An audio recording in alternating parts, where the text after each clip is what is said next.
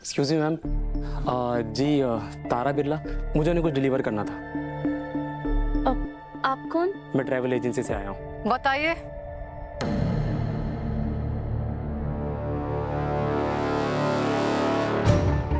मैं हूँ तारा बिरला।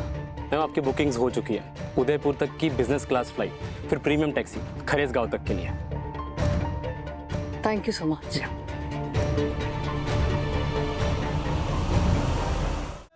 मानिक, शगुन का सामान जो तैयार करवाया था उसे मेरी कार में रखवा देना। मैं कल सुबह खरीद के लिए निकलूंगी। जी मैम।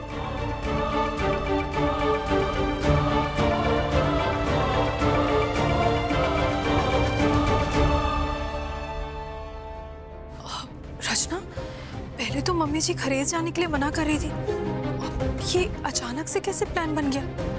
और ये शगन की थाल, फिर वो सेलिब्रेशन खराब करने की बात कर रही थी, अब ये। भाभी, मुझे ना बहुत स्ट्रॉन्ग फीलिंग आ रही है। खरेज में ना जरूर कुछ बहुत बड़ा ड्रामा होने वाला है। हमें कैसे भी करके पता लगाना होगा कि आखिर मॉम का प्लान क्या है, सो दैट हम उन्हें रोक पाए। एटलीस्ट कुछ तो कर पाएंगे ना।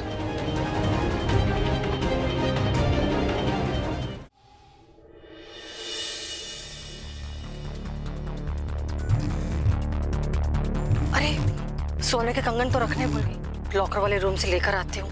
मैं भी ना।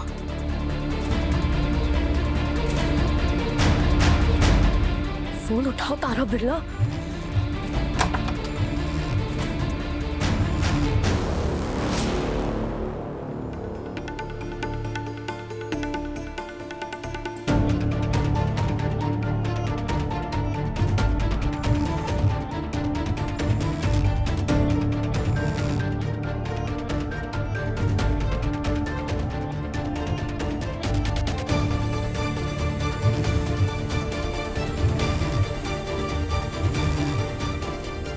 मम्मी जी के फोन पे अनिका का फोन आ रहा है।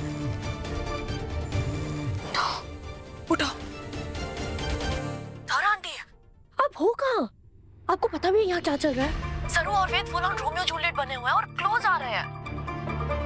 आप जल्दी से यहाँ आओ और सरू वेद को अलग करने का हमने जो प्लान बनाया उसे एक्टिवेट करो फास्ट।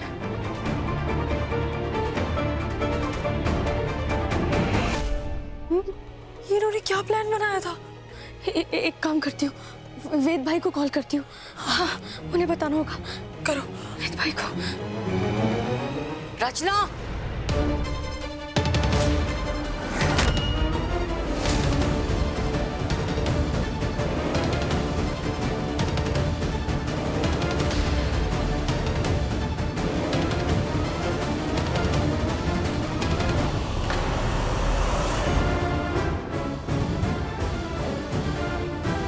How dare you.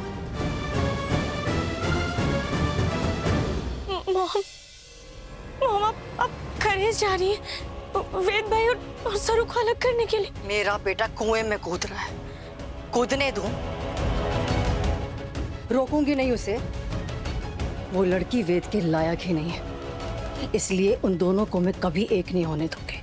उन दोनों को अलग करके रहूंगी। लेकिन मॉम, वेद भाई प्यार करते हैं सरू से, वो उनके साथ ही खुश रहेंगे।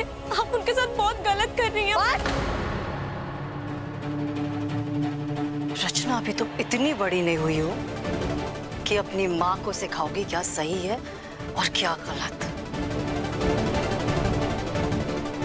और तुम पूजा, ये पट्टी तुम्ही ने सिखाई है ना रचना को? दोनों कान खोल कर सुन लो आज। माँ हूं मैं वेद की। वेद के लिए क्या सही है और क्या गलत वो खुद भी नहीं जानता। और अगर तुम दोनों ने खरेस में जाकर किसी को कुछ भी बताने की कोशिश की तो पता है ना, जब तारा बिरला को गुस्सा आता है तो वो देखती नहीं है सामने कौन है।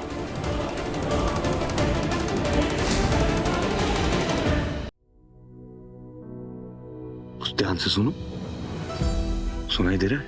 तुलसी माँ कुछ कह रही है।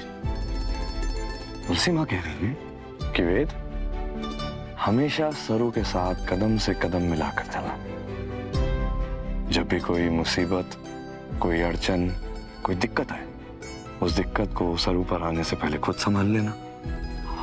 और भी कुछ कह रही कह रही हैं कि आज के बाद जिंदगी भर सारी रस्में, सारी पूजा और जिंदगी खुद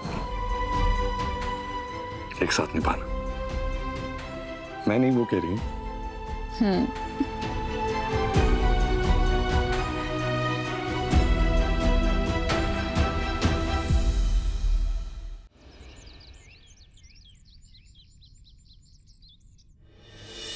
अरे वाह, लीजिए। बड़े दिनों के बाद गांव की शादी अटेंड करा। अब देखना चंद्रकांत जी कैसे धमाल करते हैं। राम जी भला करे, कोई कसर ना छोड़ूंगी। सारे रीति रिवाज से होगी शादी। माजी साहब, आप बस हुक्म करो, बाकी सारा इंतजाम हो जाएगा। सरू चाहती है कि शादी पूरे देसी ढंग से होगी, तो सब आदमियों को धोती कुर्ता पहनना पड़ेगा। लो वेद बेटा, ये धोती थारे लिए।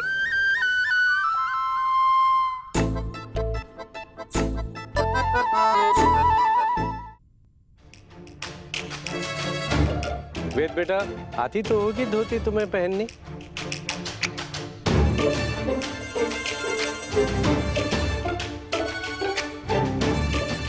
आओ। जी ऑफ कोर्स, आती एवरीडे।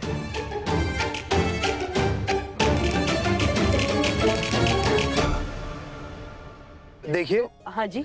5:30 का मुहूर्त है। ये रही पूजा की सूची। बाकी का सब इंतजाम हो गया है ना? इन दोनों की जोड़ी एकदम राम सीता जैसी लगे। मैं चाहता हूं कि सरू जल्दी हमारे घर में बहू बन के आए। हाँ, बिल्कुल सही। अच्छा सरू, अब पंडित जी को एक लोटे में पानी चाहिए, ले आएगी?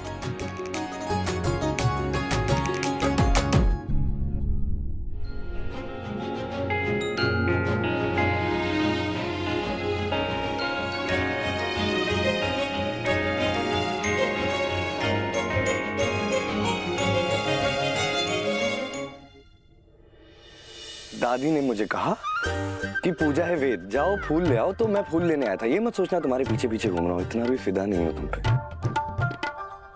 मित साहब, आप जब झूठ बोलते हैं ना, तब हमारी आंखों में छोड़कर हर जगह इधर उधर देख लेते हैं, इसलिए ना कोशिश भी ना कीजिएगा।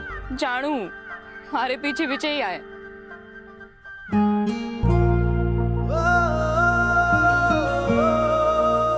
पता है तुम्हारे पीछे पीछे क्यों आता हूँ? इन हसीन आंखों की वजह से। ऐसे शर्मा के ऊपर नीचे दाएं बाएं देखती हो, मन करता है इन्हें देखता ही रहूं। और कभी कभी तो ऐसा भी मन करता है कि इन्हें कैद कर लूं।